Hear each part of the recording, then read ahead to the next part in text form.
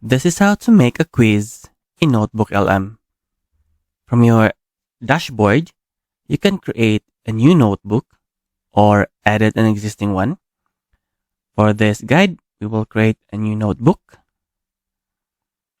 Then add your resources here. You can also upload files, add YouTube links, and also sync in your Google Drive. So I will be choosing this resource.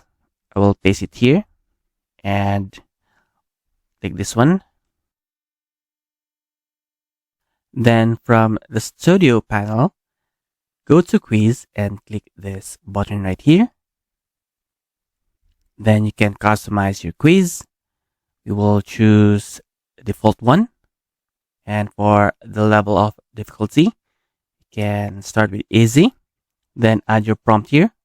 For instance, create a 10 question quiz based from the resource given.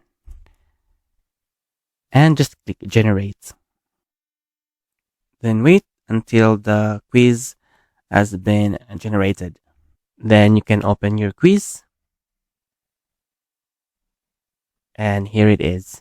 So this is how to make a quiz in NotebookLM.